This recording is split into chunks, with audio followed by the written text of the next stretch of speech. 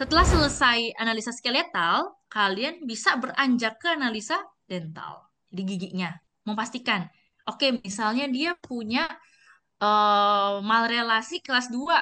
Jangan berhenti dari situ. Jangan kayak, udah, berarti dia masalah skeletal, udah titik selesai. Enggak, tetap harus analisa dental lagi. Bisa aja pasien ini punya masalah di skeletal dan dental. Dan perawatannya itu harus menyesuaikan dengan itu. Rawat skeletal dan rawat dentalnya. Jadi tetap harus lanjut lagi. Misalnya kayak normal-normal aja, jangan. Tetap dihitung ya. Analisa dental yang Downs. Tadi analisa skeletal Downs, ini analisa Downs untuk yang dental. Oke, pertama ada intersincisal angle. Untuk melihat sekiranya gimana sih inklinasi dari si gigi-gigi insisif. Karena gigi insisif itu yang paling krusial untuk estetik wajah bagian depan. Jadi dia akan menghitung sudutnya di situ. Apakah terlalu terlalu inklinasi, terlalu maju ke depan atau terlalu ke belakang. Jadi kesannya kayak mulutnya maju banget. Padahal itu karena gigi, bukan karena tulang. Atau bisa aja yang tadi yang skeletal, kesannya maju gitu mulutnya. Ternyata bukan gigi, giginya normal. Ternyata masalahnya di tulang. Nah, kalau ini gigi. Dilihatnya dari sudut antara sumbu panjang insisif atas dan bawah. Jadi ini gigi nih. Ini yang atas berarti dong. Insisif rahang atas. IRA. Berarti kalian buat titiknya ini ke sini, titiknya ya, ini X. Terus gigi bawah juga sama dibuat ujung dengan ujung. Jadi kalau lihat gambar ini, tek, ujung insisalnya, ujung apikalnya ditariklah garis. Nah, ketika kalian tarik garis, lihatlah untuk sudut di depannya. Rentang normal itu di 130 sampai 130,5 derajat. Kalau dia lebih dari normal, berarti si insisifnya retroklinasi. Kalau dia kurang dari normal, berarti insisifnya proklinasi. Berarti dia terlalu lebih maju malah insisifnya. Kalau dia lebih besar, berarti kan dia kayak lebih ke dalam. Berarti ini akan lebih besar. Nah, insisifnya malah akan semakin ke dalam. Gitu. Jadi harus dilihat juga pakai analisa dental ini. Stainer bisa juga ya ditambahan, tapi aku paling sering itu yang si Downs ini untuk lihat si gigi, inklinasi giginya sih lebih tepatnya. Kalau Stainer itu pakai basis kranii juga gitu. Tapi nggak sampai yang SN ya, nggak. Dia pakai Nation di sini. Tadi kan bener-bener antara apikal dan insisal. Kalau si Stainer ini, dia melibatkan si Nation sama titik A, titik B sebagai acuan untuk maksila sama mandibula. Jadi sudutnya ini, kalau kalian lihat, kan U1 itu maksudnya adalah si tadi. Jadi sebenarnya pengembangan dari si Downs ini ya. Kalau Downs kan udah ujungnya aja, ujung akar sama ujung si insisalnya ya. Kalau ini udah ada ujung insisal sama apikalnya, ditambah lagi dengan garis NA.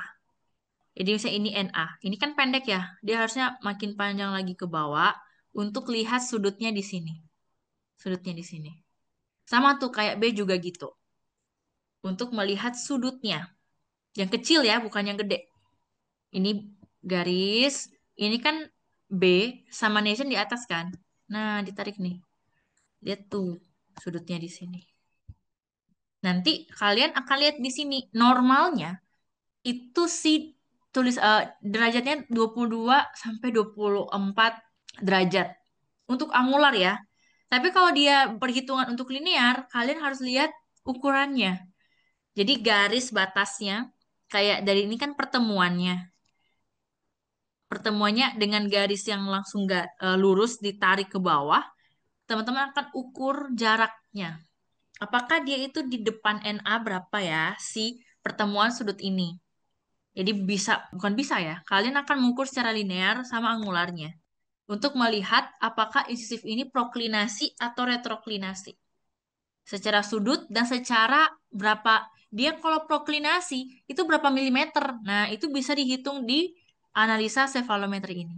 Jadi kayak ini lebih ke ini berapa sih sudutnya, apakah proklinasi atau retroklinasi, dan kalaupun proklinasi itu berapa milimeter di depannya. Kalau normal, dia dicenderung ke 4 milimeter. Khusus untuk yang rang atas. Ya, karena kan posisi rang atas memang kan lebih maju ya dari bawah. Sama kayak bawah juga, normalnya sama ya angularnya. Dan ketika dia lebih dari normal, itu cenderung ke proklinasi. Kalau dia kurang, cenderung ke retroklinasi. Ini udah ke agak bidang, tapi masih soal dental ya, tentang pengukuran untuk dental, analisa dentalnya. Tadi kan FMPA ya. Sekarang kita akan lihat si IMPA sama FMIA. Jadi ada incisor mandibular plane angle sama Frankfurt mandibular incisal angle. Untuk melihat juga apakah si incisif ini proklinasi atau retroklinasi. Normalnya untuk kita mau lihat nih incisif yang di bawah sini, teman-teman akan melihat apakah dia itu terlalu maju atau dia terlalu mundur. Tapi untuk tweet ini memang cenderung ke insisif yang bawah patokannya, bukannya atas. Kenapa? Karena kita bicara soal yang mandibular ya, sekali lagi, yang memang dia cukup bergerak juga. Dan memang perhitungan ini cenderung mengarahkan ke gigi rahang bawah. Tapi ada dua titik ya, ada IMPA sama FMIPA. FMIA, sorry. Kalau IMPA, patokannya adalah garis insisif ini dari apikal ke insisal terhadap gonion dan menton. Jadi terhadap mandibular plane-nya. Kalau dia lebih dari normal, si sudut ini berarti yang bawah terlalu maju, ya kan? Logikanya kalau kalian lihat di sini, ya pasti kalau nilai lebih tinggi lebih maju lah, gitu. Dan kalian pun akan ukur seperti itu memang. Karena dari gambaran pun kelihatan ya semakin besar, dia akan cenderung, oh bawah ini lebih maju nih. Kalau dia kurang, lebih kecil.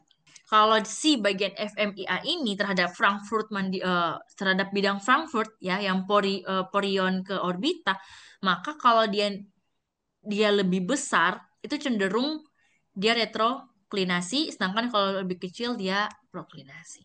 Tapi ini jarang sih ya. Paling sering kalau yang ini selain Downs, yang akan kita bahas ini yang Rakosi. Kalau dari Rakosi untuk analisa dental, pertama kita bahas dulu si insisif atas. Insisif atas terhadap bidang SN atau bidang basis kranii. Jadi kita patokannya basis kranii sama seperti si Steiner. Tapi Rakosi ini lebih membantu kita untuk paham inklinasi. Untuk atas, gambar pertama, kalau teman-teman lihat, gigi, rahang, atas, insisif, ditarik garis. Tetap ya, kalau kita bahas soal analisa dental, itu tidak akan lepas dengan pengukuran garis antara ujung insisal dan apikal. Itu udah pasti. Karena kita bahas soal si dental, giginya kan. Dan patokannya adalah insisif, bukan kaninus dan sebagainya.